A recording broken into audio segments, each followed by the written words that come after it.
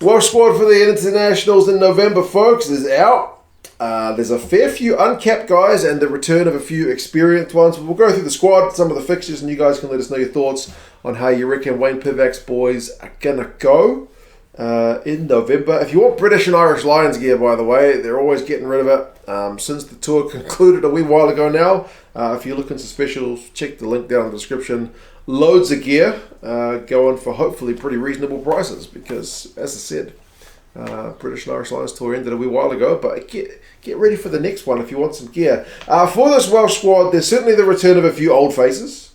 Welcome return for some. I mean, Ken Owens is back alongside Lake and Elias in the number 2 kind of contention.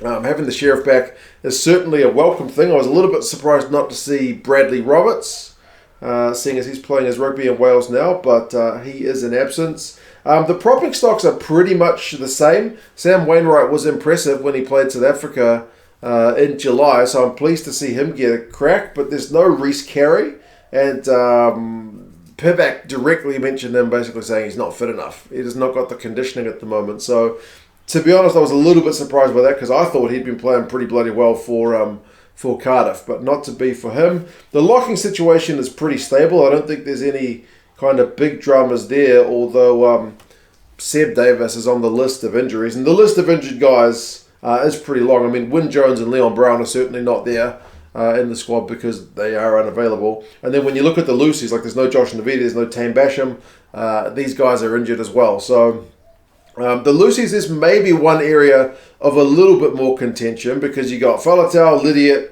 Josh McLeod, Jack Morgan, Tommy Riffle, Justin Tipperick and Christ Tuenza. So you got a bunch of guys who are low on caps and a couple of guys who are absolutely senior guys. I mean, Tipperick being back 86 caps and Tips is being tipped to play either 6, 7 or 8 by Wayne Pivac. He seems to think he's versatile enough to fill in any of those spots. And with Tommy Riffle playing the way he did down in South Africa, I think that guy probably deserves another crack at 7. But then you got Josh McLeod as well, who's been floating around the Welsh squads for a wee while. And if you're gonna play him, it probably needs to be now.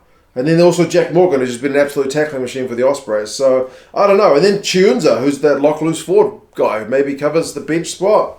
I don't know. He's been playing pretty well for Exeter. So yeah, you are really, really spoiled for choice, and that's excluding guys like Ross Moriarty, who I think Pivac has got this line where he either says we wanted to look at somebody else or we know what he can do. Moriarty was one of those guys, and then Thomas Young, who's been tearing it up as well, who I think Pivac basically just said, is he the one that he said he's not versatile enough and he's got kind of enough guys in there without him? Yeah, so it's an interesting one with some of the selections. But the back row, as I mentioned, you got uncapped Josh McLeod, 3-cap Jack Morgan, 3-cap Tommy Riffle, 2-cap Christ Tuenza if he's a lock or a Lucy, and then like Lydiate with 68, Faletau with 91, Tipperick with 86. So it's kind of feast or famine with the experience levels in the loosies. But anyway, we'll see how things line up. For the backs, there's no Gareth Davis. Reece Webb still continues to be out of favour.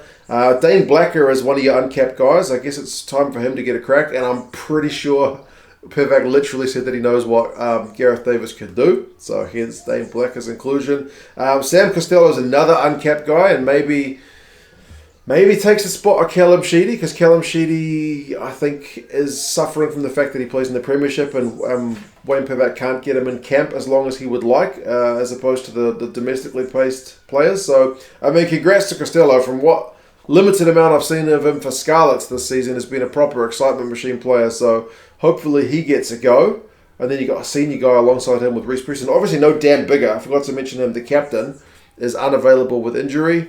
And they haven't named a substitute captain. Like, it may be that he just names a captain for each game differently. There's not going to be necessarily a set November captain. But yeah, Bigger's unavailability means Anscombe, Costello and Priestland, who's kind of covering 10-15. So I do hope Costello gets at least one start. I mean, Pivac basically said if you want to be in contention for the World Cup, there's some birds just going nuts outside my window. If you want to be in contention for the World Cup, you need to be basically in now, that he's not going to experiment too much between now or after this period and then the World Cup, he's going to kind of be set with his squad. Midfielders, it's interesting to see Joe Hawkins is included alongside George North, Nick Tompkins, Owen Watkin. Jonathan Davis is another case of we know what he can do. So, yeah, we'll see how Joe Hawkins goes. He's another one of the uncapped guys, only 20 years old, still pretty, pretty young, and we'll see what he can do. And then outside backs, Josh Adams, Alex Cuthbert. Has Cuthbert even been playing? I don't think I've seen him. Rio Dyer is one of your uncapped guys. Lewis Rees-Zammit, who's been playing pretty well for Gloucester. And then Lee Halfpenny, the veteran, is back. He needs 4 caps to make a hundy. So, yeah, well done to him. But, yeah, I'm a little bit disappointed to see no Keelan Giles, because I have seen enough of the Ospreys to know he's been tearing it up. 4 tries, I think. Second for defenders beaten in the URC. So, Pivac basically said Rio Dyer's a bit bigger. So he wants the bit of size impact. So, yeah, that's the squad. As I said, it's a real mixture of guys close to 100 caps and guys still in single digits. Obviously, there's a few guys in the middle, but, yeah, it's an interesting mix from Wayne Pivac. Fixtures, All Blacks, Argentina, Georgia, and then Wallabies. So 3 of the 4 rugby championship teams with Georgia in the middle. I would expect to see maybe some experimentation against the Georgians, but you certainly can't be taking them lightly by any means, because, I mean, they beat the Italians in July, and the Italians beat the Welsh in the Six Nations, so anything can happen.